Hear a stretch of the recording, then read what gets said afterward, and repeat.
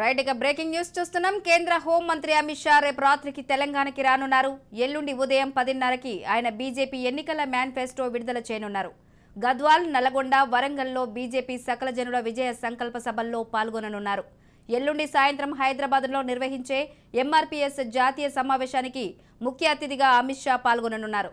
Right ఇదే అంశానికి సంబంధించి మరింత సమాచారం మా ప్రతినిధి స్వప్న అందించడానికి సిద్ధంగా ఉన్నారు. స్వప్న,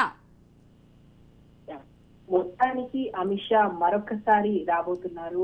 ఇక్కడ తెలంగాణకు సంబంధించి మోదీ వచ్చిన తర్వాత బీజేపీకి అనుకూలంగా మారింది పరిస్థితులు అని బీజేపీ భావిస్తున్న తరుణంలో ఇప్పుడు అమిత్ షా రావడం, రేపు రాత్రి రాష్ట్రానికి అమిత్ షా రాబోతున్నారు. అంటే 17వ తారీఖు రాత్రి ఇక్కడికి వస్తారు. ఇక్కడ నాయకులతో ఆ రోజు రాత్రి కొన్ని చర్చలు ఉన్నాయి, ఏంటి తెలంగాణలో ఉన్నటువంటి పరిస్థితులు దానికి సంబంధించి.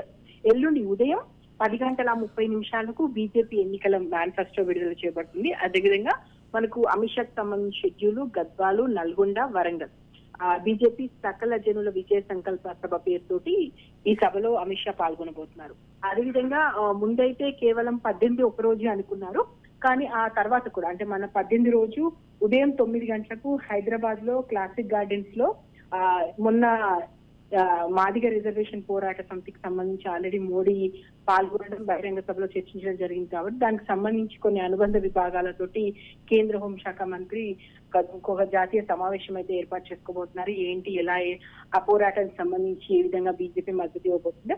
సో కొన్ని కీలక అంశాలను ఇప్పటికే మోదీ టచ్ చేసి వెళ్లడం జరిగింది. బీసీకి సంబంధించినటువంటి సీఎం కానీ, అదేవిధంగా మాదిగ రిజర్వేషన్ కి సంబంధించి కానీ ఆ అంశాలను తిరిగి మళ్ళీ ఒకసారి అమిత్ షా గట్టిగా ప్రజల్లోకి తీసుకెళ్లబోతున్నారు.